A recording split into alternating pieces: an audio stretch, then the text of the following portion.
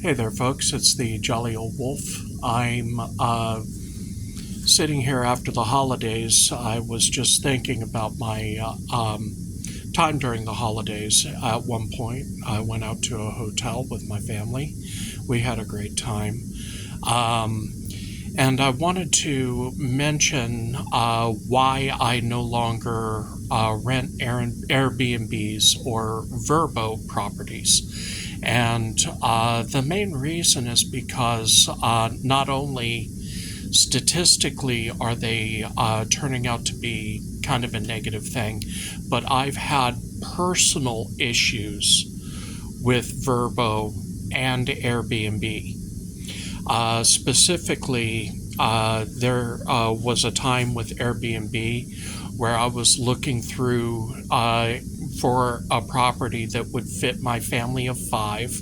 I have 3 grown children who like to have a vacation with their family, and we enjoy ourselves, but in this particular case, I found a condominium that seemed practically perfect. And so I tried to book it, and a couple days later I come to find out they didn't accept it.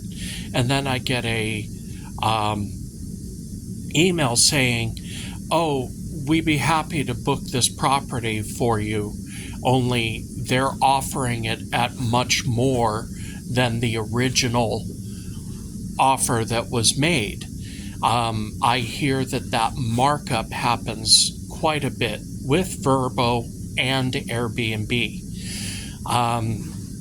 I've tried Airbnb before, and there have been issues with the properties, and it's very difficult. Also, there's a lot of added fees that they don't really talk about.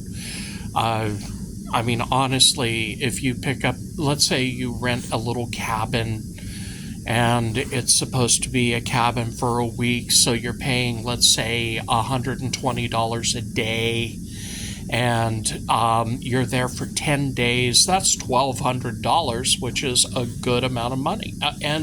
But it's still a good deal for that cabin. But then you turn around and you look at all the added fees. I mean, tax is one thing, but added fees, that's another thing. And it goes from being $1,200 to being more like $1,600, $1,800. So they're tacking on $600 more sometimes, and this is all in cleaning fees and stuff. And then they have the gall to tell you, strip all the beds, put that stuff in the laundry room, load the dishwasher, turn on the dishwasher. If they're charging you such an expensive cleaning fee, why do they want you to do all the cleaning?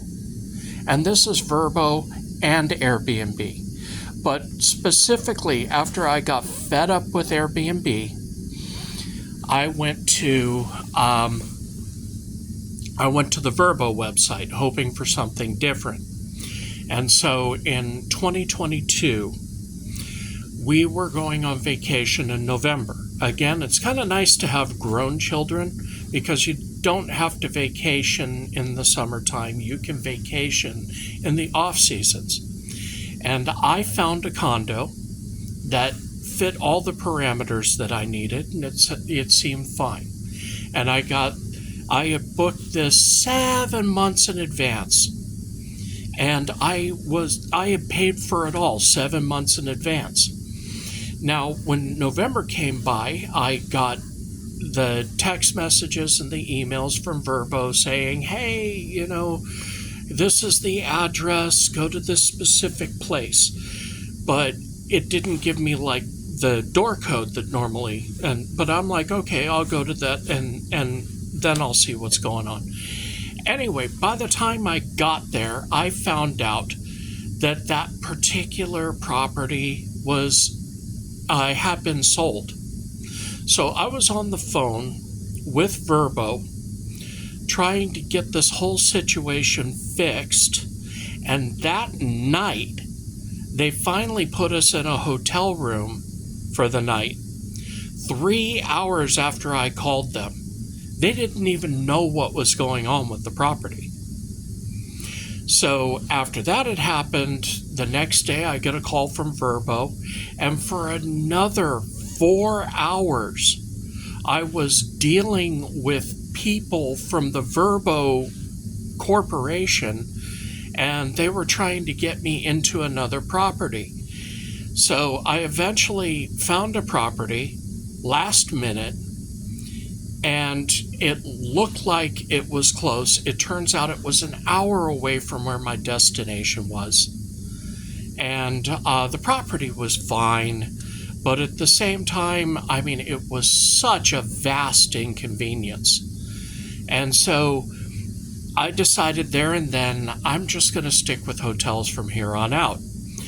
And then I started looking up problems that other people have had with VRBO and Airbnb, and I come to find out that there are a lot of people who were having similar problems to what I was having. So I looked into it even more, and I found some statistics that actually kind of scared me about how likely people are to be robbed in Airbnb and VRBO properties. How some of these properties, the company or the management is putting cameras in odd places that is just not only illegal, but, just creepy. And then on top of all of that, I come to find out that because of New York City laws, a third of the Airbnb properties are probably illegal, which means you could be kicked out of that property at any time. So I just made it a point, I'm never going to do VRBO, I'm never going to do Airbnb again. Something needs to be done. It needs to be managed better before they start getting my business again. Anyway, I do hope you have a wonderful rest of your day. Thank you. And I'll be seeing you next video.